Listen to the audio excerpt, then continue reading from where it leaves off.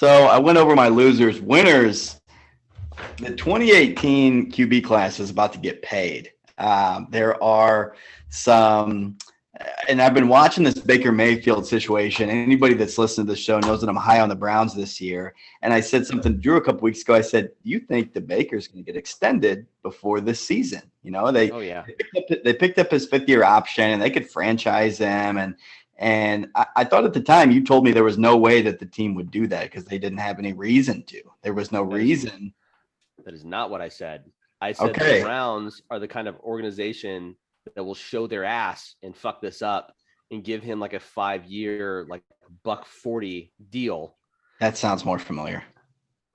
So, and you know that Lamar Jackson and Josh Allen, they're both just like waiting with bated breath to see what kind of money that Baker makes. Because correct me if I'm wrong, what do you guys think? What's the pecking order with these quarterbacks? Do you think it's for sure that Josh Allen gets paid the most and Baker gets paid the least? Lamar is the most interesting guy to try to evaluate because, you know, we've talked about him a little bit. I know you'll talk about him later on this show, Drew, but it's like the dude's won an MVP, but is he can he keep, is this repeatable, durable success? Is he going to be able to do this for another 5-10 years? So I'm interested to see how this shakes out. How do you guys think it falls? You think it goes Allen, Jackson, Baker?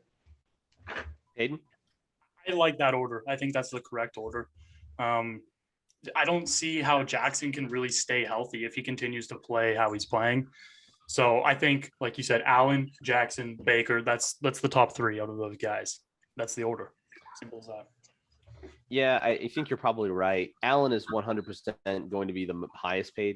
Reason he had one really strong year of production. He's on an upward trajectory, at least theoretically, right? The Bills haven't had anything for so long that they're going to pay him.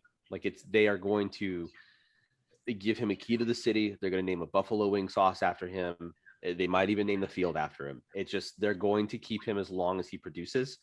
And the Bills are in a position to where if it's like 6 years from now and they're like, oh, wow, that kind of blew up, that's fine. If he gives them 3 good years, that is the happiest they have been since forever. Yeah. Mayfield will be interesting. One, so he has enough self-confidence, it's well documented, that I think if they offer him something low or like disrespectful, I honestly think that he'll counter that. Or I would say that he's the most likely of these 3 to like play on a franchise tag 1 year. And I don't think that'll happen either. I think the Browns are really trying to add stability to that team, and at least the semblance of that. I think they'll get something done, but I think they'll pay him more than what he's probably worth. Jackson is the most interesting for a couple reasons. Yeah. One, you made the point about health.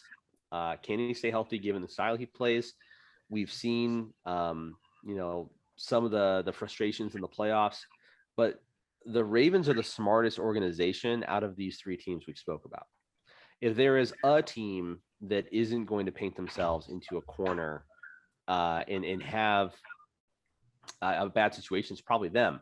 The number may be really big. So like, I wouldn't be surprised if like Jackson's contract, when it breaks, it's like 5 years and like 220 or like something egregious, but it's like super tied to performance. It has a lot of like incentive based things in there and like that sort of stuff. So that's kind of what I think. So if the numbers are probably, you're right, Allen, Jackson, Mayfield, but if Allen's like if Jackson's sticker price was high or close to Allen's, I wouldn't be surprised at all. Even if it's not real money, as we just less guaranteed money. Yeah, I think that's probably it. I think the Ravens will probably try to give themselves some flexibility to get out of that deal if he gets dinged up or doesn't improve on some of the deficiencies in his game.